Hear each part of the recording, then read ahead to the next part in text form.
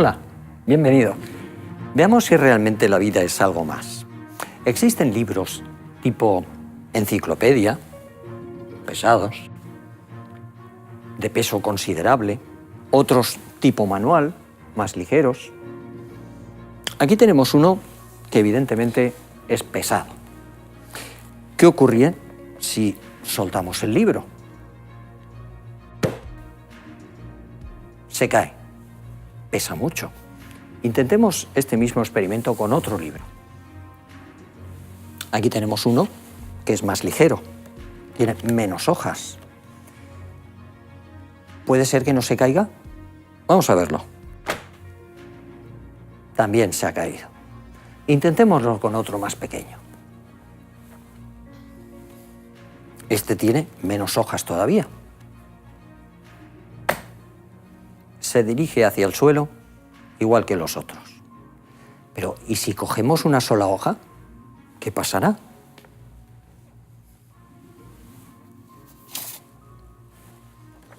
Es liviana, es muy ligera. También se cae. Ahora nos surge otra pregunta. ¿Puede ser que la podamos levantar sin tocarla? Las cosas no se pueden levantar sin cogerlas primero. La humanidad lo viene comprobando desde hace siglos. Isaac Newton fue un científico inglés que se planteó la razón por la que los objetos caen al dejarlos suspendidos en el aire y trató de encontrar una explicación científica. Según cuenta la leyenda, un día que descansaba debajo de un manzano, le cayó una de las manzanas sobre la cabeza y esto fue lo que le hizo pensar en la razón por la que los objetos se caen. Es una de las leyendas más difundidas del mundo científico que no ha podido ser comprobada, por tanto no puedo afirmar que sea cierta. Lo que sí es cierto es que Newton comprobó científicamente y pudo demostrar que la Tierra atrae a los cuerpos con una potencia cuya aceleración a nivel del mar es de 9,81 metros por segundo al cuadrado. Este descubrimiento pasó a la posteridad con el nombre con el que lo conocemos hoy, la ley de la fuerza de la gravedad de la Tierra o ley de la gravitación universal. Esta ley nos indica que todos los cuerpos se atraen entre sí en función de su masa y el cuadrado de la distancia que los separa. Volviendo a la manzana, sea cual sea el peso del objeto y la velocidad alcanzada, significa que irremediablemente tocará en el suelo. El objeto se dirigirá hacia el suelo. ¿Existe la posibilidad de que podamos hacer que un objeto suba en lugar de bajar? Permitidme que comparta con vosotros un par de anécdotas personales. Era verano y los estudiantes estaban dispuestos a recoger la cosecha de fruta. Eran alumnos del Instituto Adventista del Uruguay. Esta institución educativa está situada en plena campiña, 33 kilómetros de la capital del país. Es un colegio de enseñanza primaria y secundaria con internados. Desde su fundación en 1903, el colegio ha tenido la filosofía de apoyar a estudiantes sin recursos económicos para que pudieran terminar la enseñanza secundaria y alcanzar la universidad. Así es como desde su fundación implementó un plan denominado Estudiantes Industriales, que permite a los alumnos estudiar y trabajar a la vez para pagarse los gastos de la escolaridad.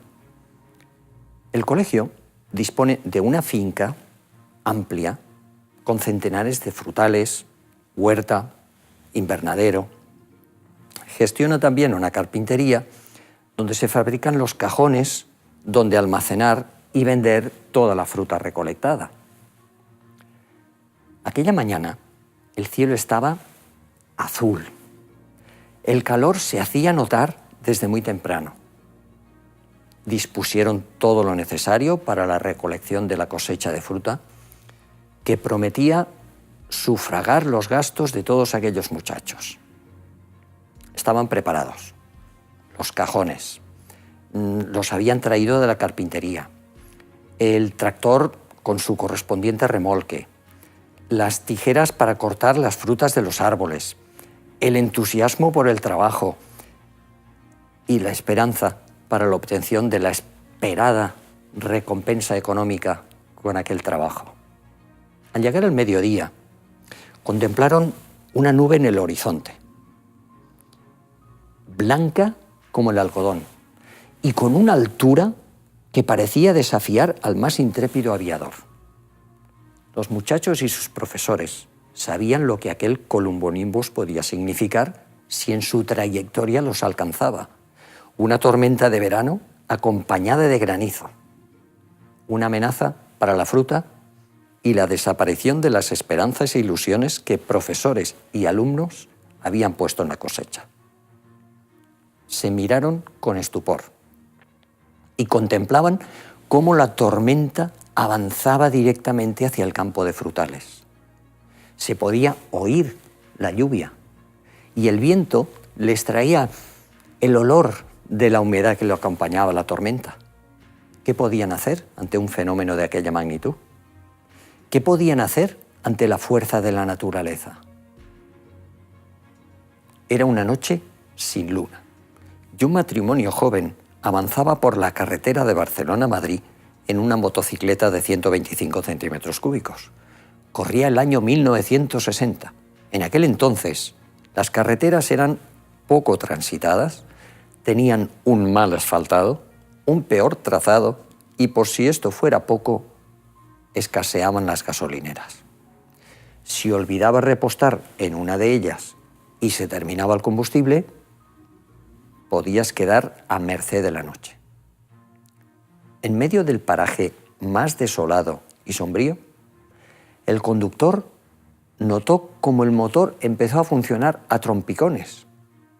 De inmediato giró la llave de la reserva y siguió con la esperanza de encontrar una gasolinera donde repostar. Pero el tan anhelado surtidor no llegaba y a los pocos kilómetros notó cómo el motor se detenía. Enseguida supo lo que eso significaba. Con voz preocupada le dijo a su esposa: «Nena, nos hemos quedado sin gasolina. ¿Ahora qué podemos hacer?». En estas dos situaciones, los protagonistas vieron cómo su hoja de papel se venía abajo sin que pudieran hacer nada para evitarlo. Los estudiantes se quedaban sin cosecha, sin estudios y con un futuro incierto. La joven pareja, abandonados en medio de la noche y de la nada. ¿Qué podían hacer, tanto los unos como los otros? ¿Acaso había alguna cosa que estuviera a su alcance para solucionar el problema en el que se veían metidos? En ocasiones nos parece que las cosas son insolucionables solo porque no sabemos o no tenemos la forma de resolverlas. Al principio preguntaba si era posible levantar la hoja sin tocarla. Cualquier persona que no conozca las leyes de los fluidos diría que no es posible. Pero quien conozca esas leyes sabe cómo hacerlo.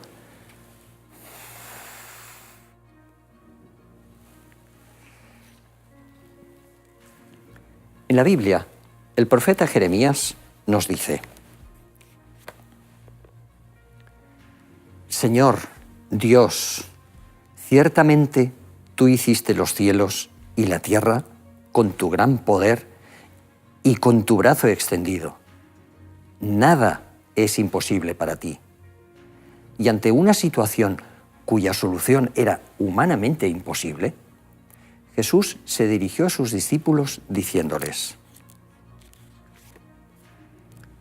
para los hombres esto es imposible, mas para Dios todo es posible. ¿Qué hicieron los protagonistas de nuestras historias? Acudieron al que no solo sabía qué hacer, sino que podía hacerlo. Los alumnos y los profesores se arrodillaron y le rogaron a Dios que les librara de perder sus esperanzas y su futuro. El matrimonio joven se dirigió a Dios rogándole por su compañía y protección. ¿Cuál fue el resultado? Que aquel que podía hacerlo, lo hizo. La nube que se dirigía hacia los frutales del colegio, sin ninguna explicación lógica, cambió de dirección y la cosecha se libró del granizo destructor. y la motocicleta de la pareja, sin ninguna explicación lógica, se puso en marcha y sin combustible logró recorrer los kilómetros que faltaban para llegar a la próxima gasolinera. Amigo, quizá pienses que estas historias las he sacado de algún libro fantástico, de relatos de ficción, pero os aseguro que no, porque aquellos alumnos lo eran del colegio en el cual fui profesor durante 7 años, y la pareja eran mis padres.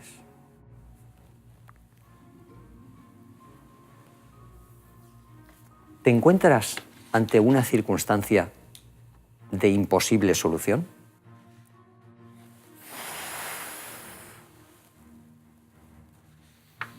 La intervención en nuestra vida, la intervención de Dios, es incomprensible, pero es real.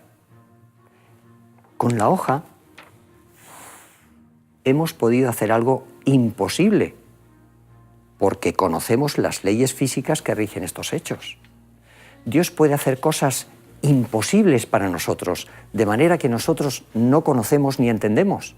Dios sigue realizando milagros hoy, intervenciones admirables de maneras desconocidas para nosotros. ¿Te animas a confiar en Él?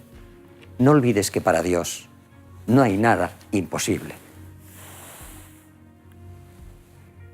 Si quieres saber más acerca de lo que acabamos de escuchar, puedes hacerlo en quecurso.com. Y si deseas compartir tus inquietudes con nosotros, escríbenos a hola@homemedia.es. Encontrarás al Dios que puede solucionar los imposibles de tu vida. No olvides que para Dios todo es posible. Gracias por haber estado ahí y hasta el próximo programa.